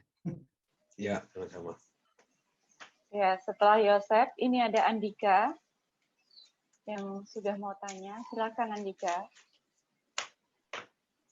Ya, suara saya kedengeran ya?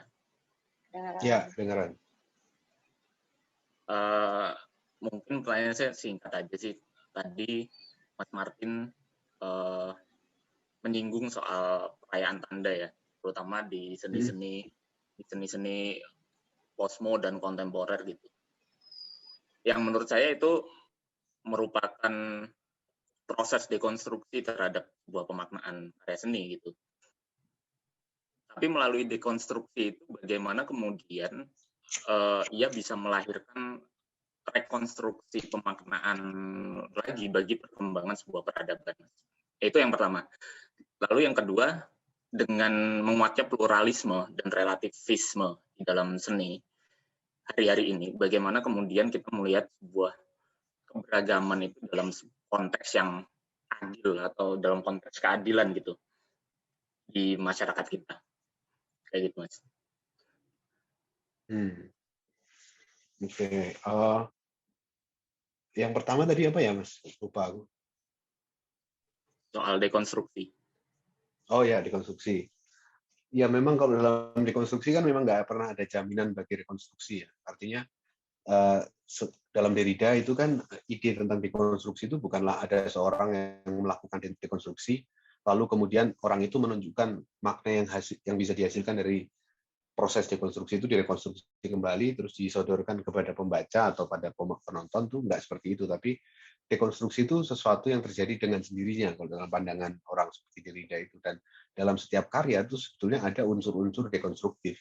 Bahkan dalam karya seni tradisi yang paling katakanlah paling sesuai pakem sekalipun itu selalu ada unsur-unsur di mana kita itu bisa, kalau kita melihatnya dalam mindset dekonstruksi itu, kita akan bisa melihat bahwa ada titik di mana karya itu tidak bisa maknanya seperti mendua gitu. Nah, itulah yang memungkinkan suatu pembacaan baru terhadap karya itu gitu. Jadi dekonstruksi bukan dalam pengertian bahwa setelah itu kita harus menawarkan suatu semacam rekonstruksi makna yang ditawarkan baru kepada pembaca gitu, tapi lebih seperti bagaimana kita secara kreatif memaknai ketidakmenentuan itu, memaknai satu karya yang tidak menentu, melihat satu segi, kan konteksnya selalu kalau dalam konteks dekonstruksi kan menghadirkan satu yang tidak terduga di dalam karya. Jadi ketika ada karya misalnya dalam membaca karya propaganda gitu ya, ada unsur-unsur tertentu yang di dalam karya propaganda itu yang membuat kita bisa membalik keseluruhan makna karya itu yang seolah-olah semula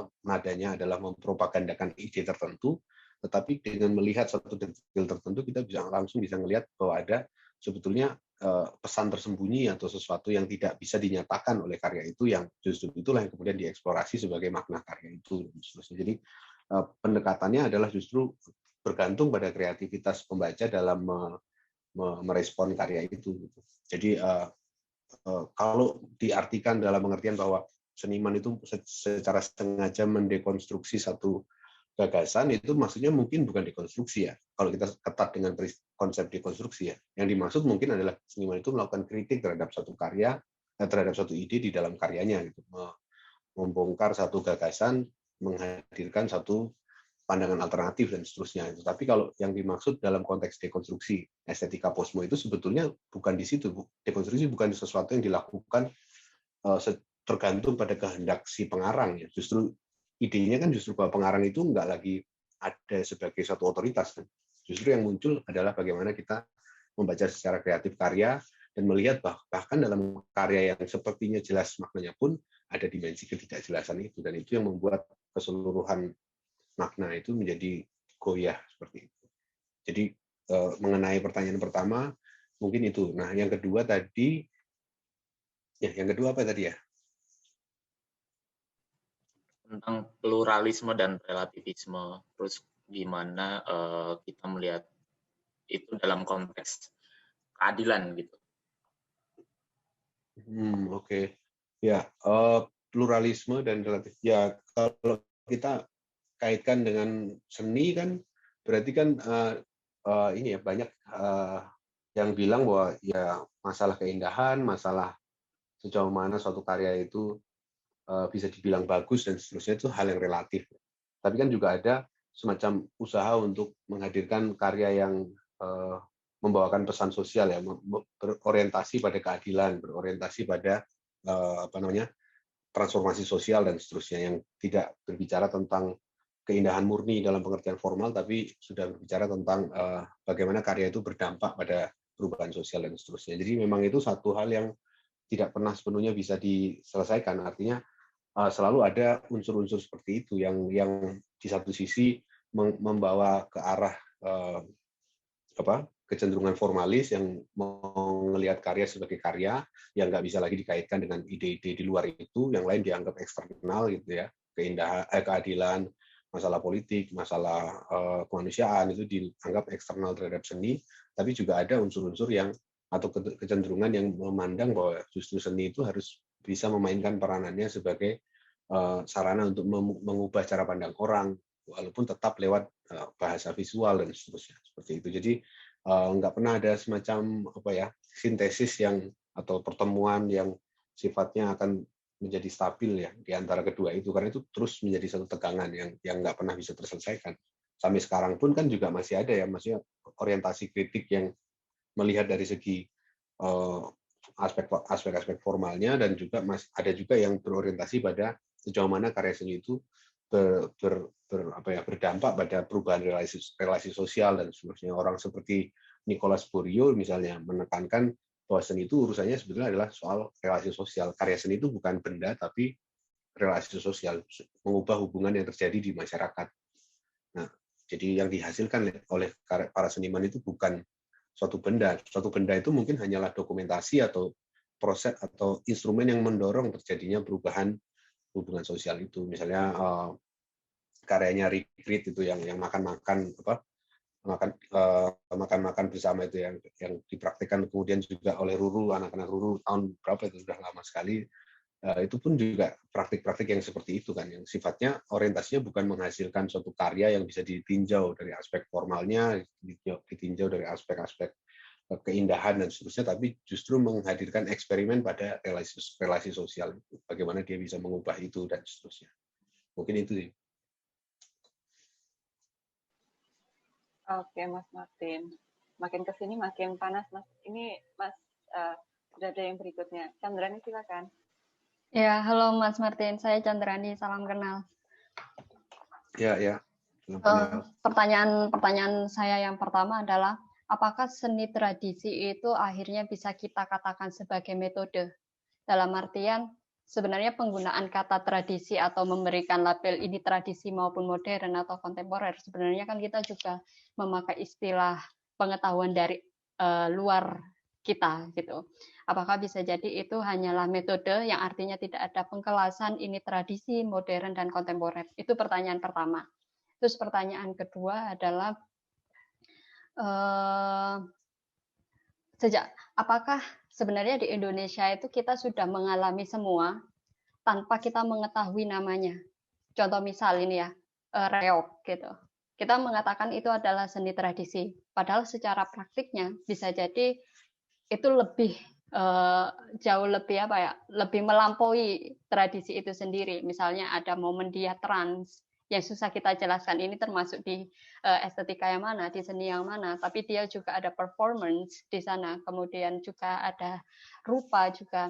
Ini yang menjadi pertanyaan saya, apakah penamaan-penamaan itu tadi sebenarnya kita sebenarnya sudah melampaui itu semua. Hanya kita baru menyadari dengan label-label nama itu tadi. Ya, itu aja. Oke. Ya, yang pertama tadi mengenai pembedaan antara tradisi, modern, kontemporer dan seterusnya itu kita mesti tadi itu ya menempatkan cara pandang itu secara kritis dalam pengertian apa yang disebut sebagai seni modern kan sebetulnya adalah seni tradisi dalam arti tertentu ya. Dia kan berkembang dalam satu praktik bersama yang kebetulan praktik bersama itu dominan di dunia, yaitu praktik Barat, gitu, Eropa dan seterusnya. Jadi dalam arti tertentu kaidah-kaidah estetika modern itu sebenarnya kaidah-kaidah estetika tradisi Eropa tadi. Jadi dalam arti itu kita bisa melihat segala macam aspek dari kebudayaan yang sekarang dominan itu sebagai kelanjutan dari tradisi itu. Gitu. Maka ada ide tentang misalnya provincializing Europe kan, memprovinsialkan Eropa. Gitu. Jadi menggunakan cara pandang yang melihat produk-produk turunan dari Eropa, dari Barat dan seterusnya itu juga adalah produk dari sebuah tradisi. Seperti halnya kita di sini juga punya tradisi.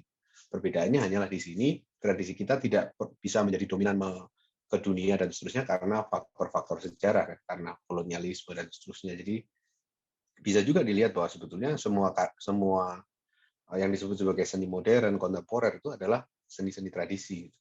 Masing-masing punya caranya sendiri dalam melihat apa yang baik dan buruk. Cara seni di Jawa melihat cara seniman di Jawa dalam pengertian tradisional ya, melihat apa yang baik dan buruk kan beda dengan ukuran-ukuran yang dipakai oleh misalnya Clement Greenberg dan seterusnya, bahwa seni itu harus berkenaan dengan kekasan wahana dan seterusnya. Itu bagian dari tradisi si Clement Greenberg dan modernisme itu. Jadi bisa juga kita melihat semuanya dalam konteks himpunan dari berbagai macam tradisi yang bertemu satu sama lain dalam konteks satu relasi kekuasaan global gitu ya. Ada faktor-faktor kolonialisme dan seterusnya. Nah, itulah juga yang menyebabkan tadi yang masuk ke pertanyaan kedua, kenapa ada unsur-unsur tertentu yang sebetulnya kita sudah ada, tapi kemudian kita seperti seolah-olah baru menemukannya karena istilah itu baru kita kenali sekarang. Karena banyak sekali sebetulnya hal-hal yang kita sebenarnya sudah miliki sejak lama, tapi kita baru punya bahasa untuk mengungkapkannya sekarang. Problemnya adalah problem mengkategorisasikan kadang-kadang itu. Misalnya kayak tadi ya soal apa yang disebut sebagai jiwa ketok gitu, apa yang dipraktekkan oleh Sujoyono itu kan sebetulnya sesuatu ekspresi yang di dalam praktik tradisi itu sangat kuat kan. Maksudnya seni itu adalah ekspresi dari si empu yang menghasilkan karya. Gitu. Jadi ada semacam kelanjutan sebetulnya dari praktik-praktik seni tradisi, tapi kemudian itu diartikulasikan dalam suatu konsepsi yang tertib ya, yang sistematis, yang dirumuskan dalam tulisan gitu oleh Sujoyono menjadi ekspresi seni sebagai jiwa ketok dan seterusnya. Jadi banyak hal yang sebetulnya adalah semacam dirumuskan ulang, ditemukan bahasanya untuk mengungkapkan hal yang sebetulnya sudah kita alami sejak lama. Dan dalam banyak hal itu yang terjadi ya. Kayak misalnya tadi soal trans itu juga sekarang estetika itu masuk ke kajian tentang flow misalnya, estetika flow. Jadi yang ditekankan bukan lagi suatu karya seni yang tunggal gitu, tapi perasaan yang membawa kita hanyut ke dalam karya itu. Nah, ini disebutnya estetika flow. Nah, ini kan sebenarnya kategorisasi baru abad ke-21 dari gejala yang di kita sudah banyak sekali kan. Musik-musik kesurupan itu kan banyak banget kalau kita ikut berbagai macam karya seni tradisi kita dalam hal musik itu kan seringkali seperti itu ya. Tarawangsa di tradisi Sunda itu kan membawa orang pada kondisi trans dan seterusnya, itu estetika flow. Cuman kita belum punya bahasa untuk merumuskan itu sebagai estetika flow. Kita baru tahu itu ketika membaca karangan-karangan abad ke-21 ini, oh ternyata ada yang disebut itu. Kategorinya aja yang baru, tapi sebenarnya bendanya atau praktiknya, pengalamannya itu sudah lama. Kurang lebih gitu sih. Terima kasih. Terima kasih Mas. Ini untuk peserta tinggal Ya, satu. sama-sama. Tinggal satu lagi. Habis itu kita buka untuk umum ya Mas. Ya, oke. Ya, silakan Putu. Halo Mas Martin. Sebenarnya tadi pertanyaannya agak mirip sama Chandrani. Salah satu pertanyaan saya menarik sekali ya gitu. Jadi kepikiran itu kalau Sujoyono misalnya mengetahui kayak estetika flow itu dia gimana ya? Apakah kayak malah dikaitkan ini cuma salah satu cara imperialisme baru gitu, kekuasaan baru untuk mengalihkan dari isu kolonialisme mungkin gitu. Itu refleksi dari pertanyaan Chandrani. Terus pertanyaan lainnya adalah mengenai ini, konektivitas itu kan membuat ruang publik itu semakin meluas dan seakan tanpa batas. Dengan itu pun ruang kesenian semakin meluas. Bentuk-bentuk kewargaan pun melebur di luar batasan negara atau bangsa. Lalu di mana posisi estetika dalam situasi ini? Apakah status estetika itu sebagai ideologi atau trigger aja atau stimulus aja gitu? Terus apakah sifatnya itu universal atau justru makin spesifik gitu? Terus satu lagi, bagaimana estetika dapat menjawab pertanyaan-pertanyaan mengenai relasi sosial dan isu hak asasi manusia? Terima kasih. Oke.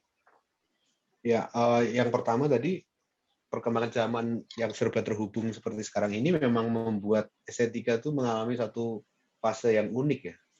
Suatu fase yang bisa dibilang kayak demokratisasi estetika gitu. Jadi setiap orang itu sekarang bisa dikatakan estetikawan atau orang yang berpikir dalam kerangka estetika, karena setiap orang dalam kehidupan di mana segala sesuatunya serba visual dihadirkan di sosmed dan seterusnya, dan semua orang serba mengkritik satu sama lain secara langsung, kan terbangun wacana tentang selera, tentang apa yang biasa dikerjakan dalam lingkup akademik estetika itu menjadi sesuatu yang dibicarakan oleh semua orang. Kita dalam kehidupan sehari-hari kita di sosmed kan banyak banget ya, maksudnya kayak kita ngomentarin atau ngejelek-jelekin selera orang lain, katrok banget sih seleranya kayak gitu, dianggap bagus ya itu misalnya.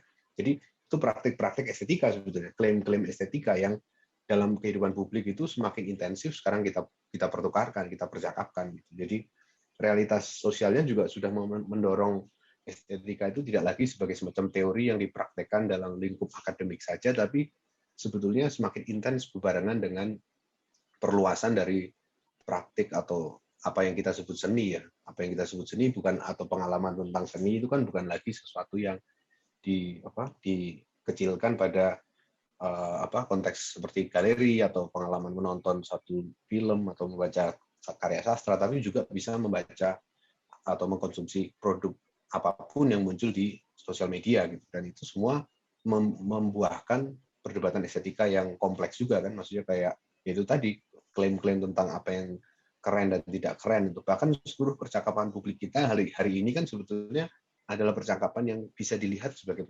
percakapan estetika ya, tentang kenapa kita nggak suka dengan kelompok ini, kelompok itu, dan seterusnya. Itu kan seringkali dilandasi oleh pertimbangan selera.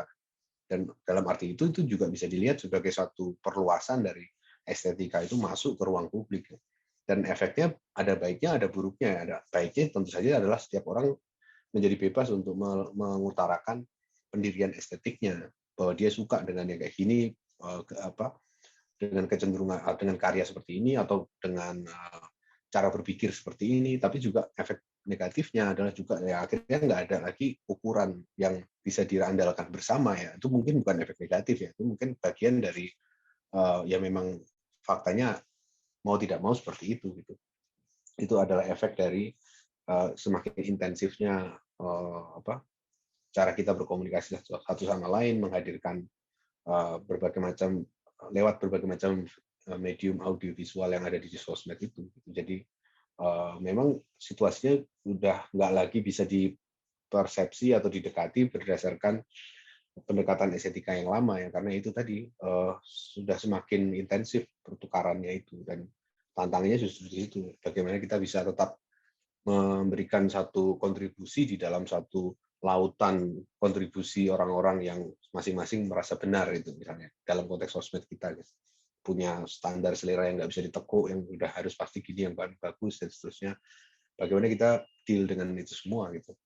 Justru tantangannya di situ sih, bagaimana kita estetika itu masuk ke ruang publik, dipercakapkan di mana-mana, dan apa kontribusi seniman ketika hal itu sudah demikian demokratis. Ketika seniman mendemokratiskan seni ataupun estetika, yang mendemokratiskan itu kan algoritma ya. Algoritma sudah membuat estetika menjadi perkara yang sangat demokratis, semua orang bisa berlibat di sana. Tapi justru itu tantangannya, apalagi yang bisa dilakukan oleh seniman ketika situasinya seperti itu gitu. Nah, itu yang pertama. Nah, yang kedua justru kaitannya dengan relasi sosial, terus masalah kemanusiaan, justru itu kaitannya di situ. Tantangannya adalah bahwa ketika pengalaman estetika itu sudah menjadi sangat demokratis, dialami semua orang, diartikulasikan atau dirumuskan, di klaimnya itu dilontarkan oleh setiap orang, di berseliweran di sosmed dan seterusnya.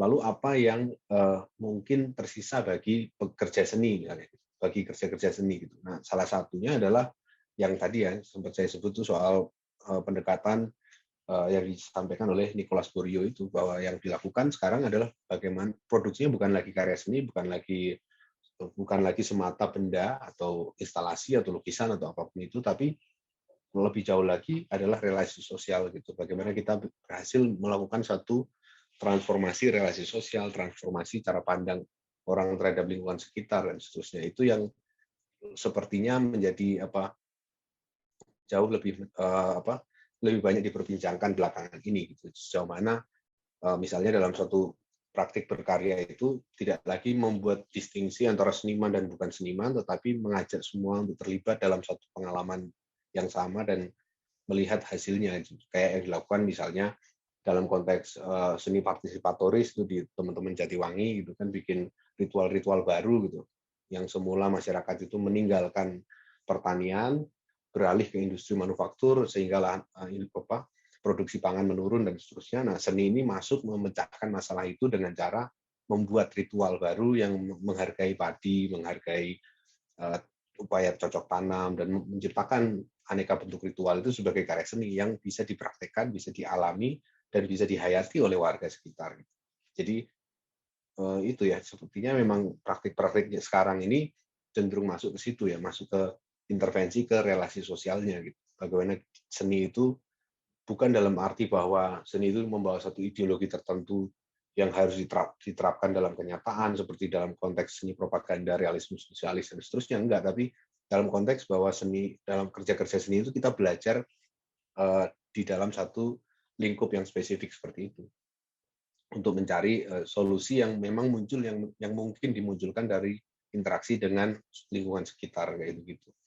Nah, itu yang mungkin memungkinkan semacam ide tentang keadilan, tentang kemanusiaan dalam konteks seni itu dalam situasi hari ini, dalam konteks yang partisipatoris seperti itu. Kurang lebih gitu sih.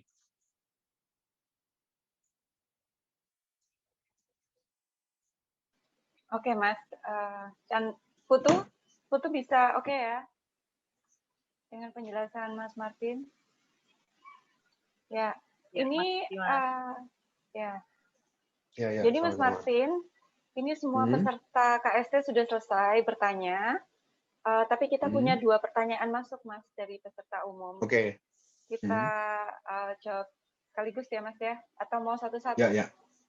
Oke. Ya, bebas. Yang mana ini? Oh, di chat ya? Oke.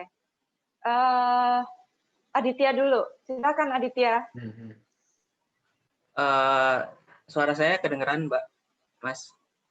Ya, kedengeran. Sudah. Silakan, Aditya. Terima kasih. Sebelumnya mungkin saya pernah join juga di forumnya Mas Martin di Archipel. mau memastikan apa ya? Kayaknya yang sebelumnya tuh udah terjawab, cuma mungkin saya akan memastikan lagi melihat estetika apakah estetika akan kembali kepada abad 17 yang apa kayak tadi selera itu ya di abad 17 ya Mas. Saat ini kan banyak seniman, Mas Martin pernah berbicara seniman akan beralih ke seni media baru semuanya. Nggak semuanya sih, hampir semua. Dan kejadian beberapa bulan ini adalah munculnya seni audiovisual itu sekarang bisa dikoleksi dengan adanya blockchain dan crypto art. Mungkin setiap orang itu akan jadi kolektor, dan setiap kolektor itu punya estetikanya masing-masing, dan itu kan berarti selera. Jadi apakah itu akan kembali ke abad yang 17 itu di mana estetika akan kembali pada selera. Itu sih. Ya, kalau soal bahwa estetika itu menjadi persoalan selera itu sesuatu yang laten ya kayaknya. Maksudnya dia tetap ada terus dan nggak pernah bisa hilang gitu. Artinya di dalam pandangan awam itu pun terjadi kan dalam obrolan warung kopi di antara orang-orang yang bukan seniman, yang nggak tahu tentang seni modern atau apapun itu, mereka punya kesadaran intuitif bahwa apa yang indah itu beda-beda menurut setiap orang. Dan itu sebetulnya tidak terkait secara langsung mungkin dengan misalnya kayak NFT dan seterusnya itu ya. Tetapi itu suatu yang terus justru semakin difasilitasi oleh adanya berbagai macam sarana komunikasi audiovisual seperti sekarang ini kan. Kita ngelihat TikTok, ngelihat Instastory, ngelihat YouTube dan seterusnya itu kan selalu dalam paradigma ini keren ya, ini jelek ya, ini keren ya, ini jelek ya. Jadi mengkategorisasikan gitu. Sebetulnya suatu laku estetik kan, laku apa pilihan-pilihan estetik gitu, secara tidak sadar, dan itu makin intens. Setiap hari kita mengkonsumsi itu semua dan setiap hari kita melakukan kerja kategorisasi seperti itu. Dan ketika kategorisasi ini nggak cocok dengan kategorisasi orang lain, berdebatlah kita gitu, tentang selera. Oh, itu dianggap bagus sih, jelek, itu kan katrok, itu kan jelek dan seterusnya. Jadi itu suatu hal yang semakin apa namanya intensif berkembang karena perkembangan sarana komunikasi itu. Nah, kalau soal NFT itu sebetulnya kayak itu satu hal yang menurutku mungkin nggak langsung berkaitan dengan itu ya. Mungkin betul bahwa ada kolektor itu, kemudian masing-masing kolektor seni digital itu menjadi punya selera sendiri-sendiri. Tapi itu kan suatu hal yang juga terjadi dalam konteks seni yang bukan digital ya. Misalnya Hong Jin itu kan juga punya selera sendiri tentang apa yang karya yang bagus ya.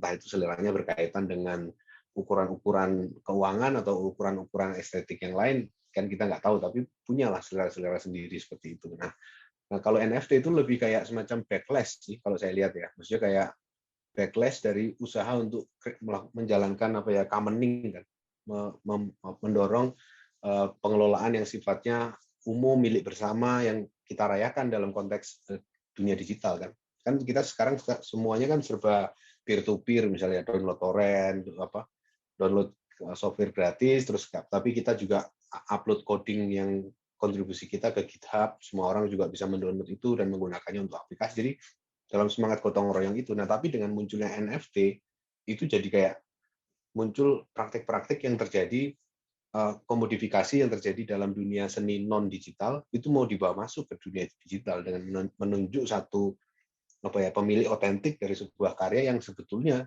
diciptakan dalam satu dunia yang dibangun dari gotong royong, dari saling dari semacam praktek lumbung kan. Internet kan kayak lumbung ya. Jadi kayak kita naruh karya dalam bentuk resource apa, atau dalam hal coding atau dalam hal karya seni, kita bikin karya seni apa, kita upload, nah terus ada orang lain pakai, tapi orang lain itu juga upload lagi kan. Spiritnya sebetulnya itu internet itu kan. Tapi dengan munculnya rejim NFT yang diperjualbelikan sertifikasi resminya itu kan jadi kayak membangun lagi semacam rezim kepemilikan privat di dalam satu ranah yang sebetulnya kolektif gitu. Semuanya serba kolektif tapi kok dibangun lagi yang kayak gitu. Nah, NFT itu kayak lebih seperti itu sih saya lihatnya. Kayak backlash dari usaha untuk mengkomodifikasi semua ranah hidup gitu. Itu paling. Oke, bisa menjelaskan pertanyaanmu ya, Aditya? Ya, ini waktunya sudah lebih, tapi kita masih ada satu pertanyaan lagi yang dari chat, yang ada di chat. Silakan Mas Martin, habis itu mungkin sudah ya. kita Oke. bisa menutup diskusi ini. Dari chat tuh si Rifki ya? Iya, benar. Ya, Dia ya. mau tanya dari kemarin waktu daftar. Oh, Silakan. Rifki ikut, Rifki nggak mau ikut program sampaikan ini sendiri ya? nggak? Enggak. Rifki mau sampaikan sendiri atau mau di chat aja? Oh yes, mungkin dari chat aja lah, Mas. Bisa dibaca di situ.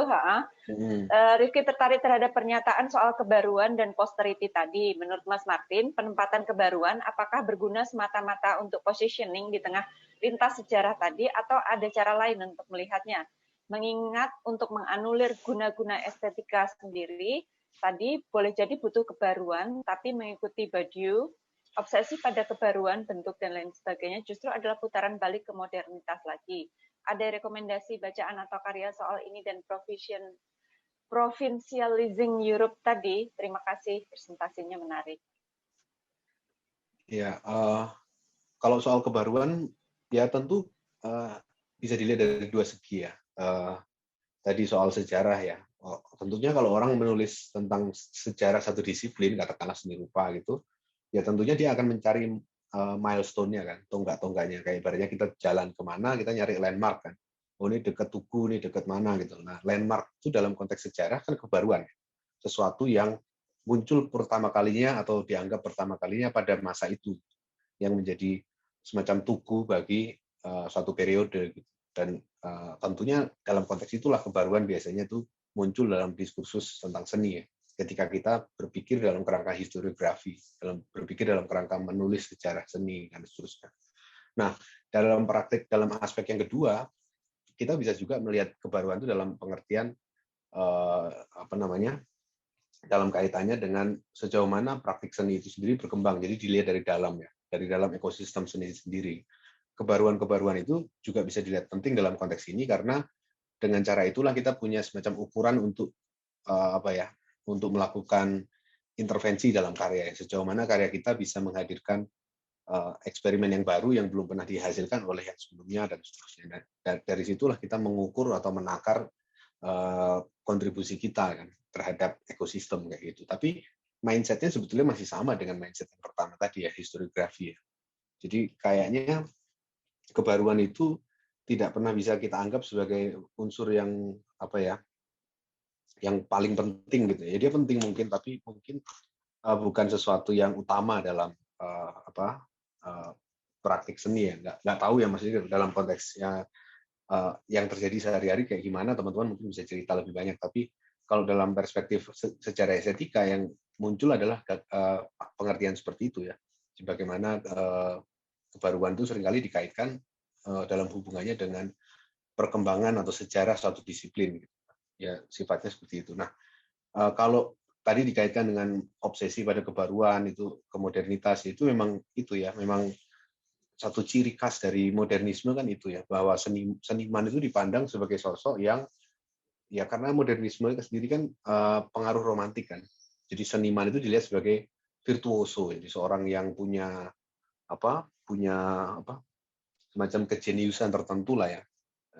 Ke dalam konsepsi standar romantik modern itu kan seniman tuh selalu dianggap sebagai orang yang tidak dipahami oleh masyarakat sekitarnya, orang yang lahir salah zaman misalnya kayak gitu. Jadi anggapan-anggapan kok aku nggak dipahami ya, kok aku itu kan anggapan yang kita sekarang sebut sebagai artist mentality, bagian dari ideologi modernisme itu sendiri yang harusnya kita kritisi ya kalau kita mau menjalani mau lebih memperhatikan perkembangan seni pasca modern dan seterusnya gitu, karena artist mentality ini sebetulnya sesuatu yang jamak dimiliki oleh orang dewasa ini ya.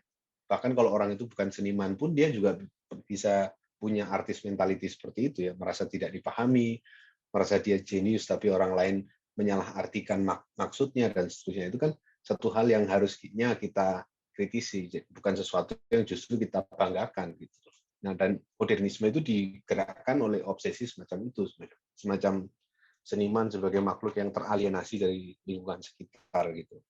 Ya, karena obsesinya adalah mengejar kebaruan itu ya, mengejar kebaruan, dan ukuran bagi kebaruan adalah sejauh mana dia meninggalkan apa yang ada di sekitarnya, dia mencuat sendiri gitu. Dan itu yang harusnya jauh lebih kita kritisi dewasa ini ketika kita sudah jauh lebih familiar dengan berbagai macam ekspresi seni pasca modern dan seterusnya.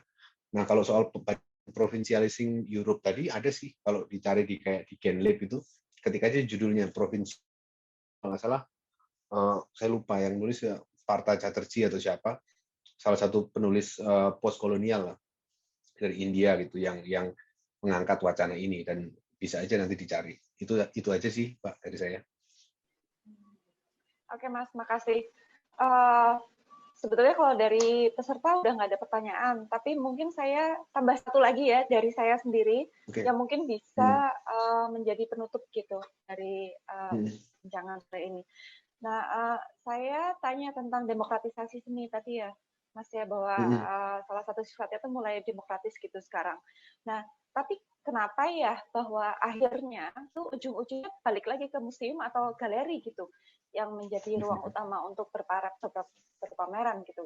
Jadi ketika teman-teman berusaha untuk berada di luar lingkaran itu gitu, kayak tapi kemudian ujungnya teman-teman malah membuat pameran yang namanya museum tanpa tanda jasa gitu, atau museum bergerak misalnya, sehingga itu kan tetap meletakkan museum sebagai tempat tertinggi lagi gitu dengan menyebut itu kembali gitu. Bagaimana menurut Mas Martin? Ya, jadi memang kenapa itu menjadi rujukan ya, museum, galeri dan seterusnya, itu kan karena kita tuh kan bekerja dengan satu asumsi yang seringkali nggak kita sadari ya, bahwa segala sesuatunya tuh harus dicatat ya. Bahwa apa yang kita lakukan akan mendapat tempat dalam sejarah, akan disimpan sebagai bagian dari koleksi negara, katakanlah seperti itu, seperti koleksi Istana Raden Saleh, terus Dullah dan seterusnya gitu. Jadi secara implisit itu seperti nggak pernah hilang ya kesadaran itu. Dan dari mana kesadaran ini muncul? Ini sebetulnya bisa dilacak balik sejak era kolonial kan.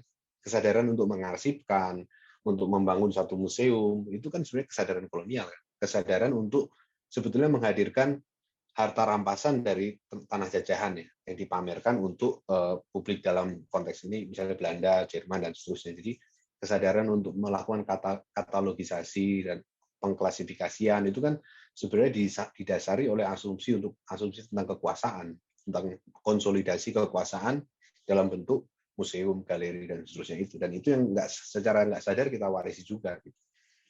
Kita mengklasifikasi apa yang kita lakukan sendiri dengan membangun museum-museum itu, dan tentunya itu bermasalah sejauh itu dilandasi oleh gagasan tentang bahwa seni itu berbeda dari yang bukan seni. Jadi masih ada asumsi pembelahan yang sangat tegas antara seni dan bukan seni. Tapi ketika kita memaknai seni itu jauh lebih luas lagi ya, lebih berkaitan dengan praktik sosial secara umum, maka harusnya kita nggak butuh museum. Justru ketika seni itu masih membutuhkan museum, dia belum bisa melebur dengan praktik sosial itu, belum bisa memberikan perubahan atau transformasi dalam konteks praktik, dalam praktik sosial yang ada gitu.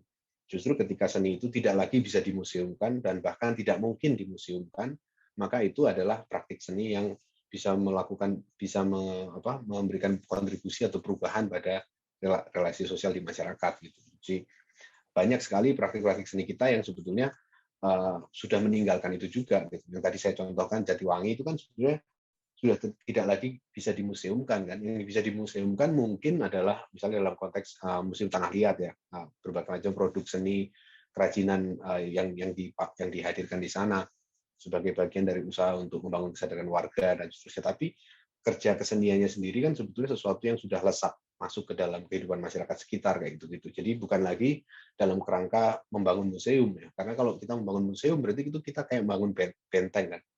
Membuat satu tembok lagi bahwa inilah seni, yang di luar tembok ini adalah bukan seni gitu. Masyarakat yang tidak beradab gitu. Orang yang nggak paham seni dan seterusnya. Nah, maka idenya adalah justru semakin membongkar tembok-tembok seperti itu. Nah, mungkin ide tentang museum bergerak atau museum keliling gitu adalah langkah awal ya, untuk bisa kita bongkar tembok itu, kita bikin koleksinya bergerak atau karyanya itu lebih bisa dikonsumsi publik secara luas, tapi kan tetap dalam kerangka pembangunan tembok tadi itu. Dan mungkin ke depan itu masih bisa diperdalam lagi dengan memikirkan berbagai macam cara di mana tembok-tembok museum itu tidak lagi perlu ada gitu. Bahwa karya seni itu masuk ke dalam praktik sosial sehari-hari. Gitu. Sama seperti algoritma memaksa kita untuk membuat diskursus estetika itu menjadi bagian dari hidup sehari-hari. Gitu. Nah, kurang lebih gitu kali, Mbak. Oke. Ini menarik ya. Jadi sebetulnya secara nggak langsung menjadi pengantar gitu untuk presentasi berikutnya. Presentasi berikutnya tentang Jatiwangi, Mas. Oleh Chris Sambo. Oke. Oh ya, Chris ya. Ya, secara nggak langsung ini promosi nih. Iya. Ada kata penutup, Mas? Gitu. Atau Zikri? Gimana Zikri? Ya, dari Zikri kali, dari Zikri. Ya, untuk mencoba merespon sekaligus menutup ya. Saya kira yang paling penting untuk perlu disadari itu ketika kita mendalami estetika seperti yang sudah diulang-ulang oleh Mas Martin di presentasi tadi adalah tentang batas-batasan tentang subjektivitas. Dalam konteks kesenian itu subjektivitas itu kan menjadi sesuatu yang agung ya dalam konteks karya. Seniman mempunyai otoritasnya, terus publik atau penikmat karya juga mempunyai otoritas sendiri dalam menilai karya. Tapi bukan berarti kemudian subjektivitas itu tidak bisa ditakar gitu kualitasnya. Nah, pendekatan estetik dalam konteks ini sebenarnya memiliki peluang untuk itu, bahwa estetika dalam segala zaman itu dia mempunyai ukuran-ukuran yang sangat kontekstual dengan zamannya. Dalam arti ketika dia ditarik dari konteks zaman dan untuk ditempatkan pada zaman kita, dia memiliki pembahasan yang juga sebenarnya kompleks gitu. Nggak bisa kita melihatnya secara hitam putih. Tadi saya mengamati ada banyak yang bertanya tentang bagaimana kita menyikapi persoalan pengetahuan yang ada di timur, kemudian bahwa inspirasi banyak seniman kita itu dari barat gitu. Apakah itu masih bagian dalam kolonialisme? Saya kira persoalan-persoalan yang kayak gini yang mesti harus dikritisi dalam praktik kesenian kawan-kawan nanti gitu. Bahwa ada konteks-konteks tertentu untuk bagaimana kita menilai tradisionalisme, terus apa yang kemudian disebut modernisme atau yang disebut kontemporer. Itu batas-batas itu yang selalu membingungkan, sebagaimana kita selalu kebingungan antara estetika dan artistik. Jadi saya kira asupan dari Mas Martin bisa sedikit banyak memberikan clue mengenai pembedaan semacam itu. Itu aja sih dari saya, Mbak.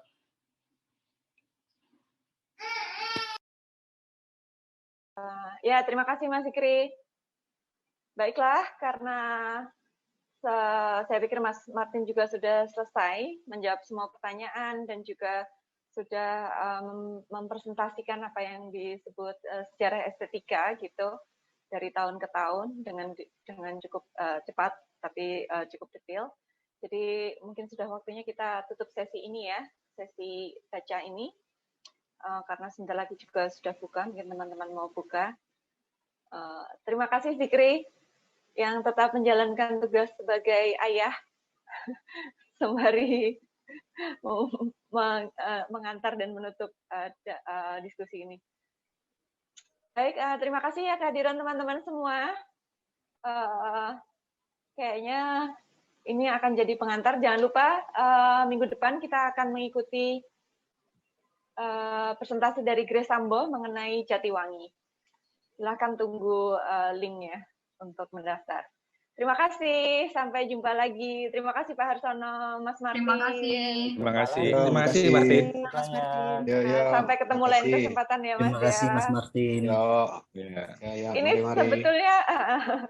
sebetulnya konsep Mas Martin mengenai gotong royong itu oke, Mas, gitu, karena ini adalah contoh nyata ya, kelas seni terbuka ini bagian dari gotong royong itu. Iya Mbak. Makasih sudah disinggung. Ya, sampai ketemu mari, lagi Mas mari. Martin. Ya. Ya, sampai ketemu.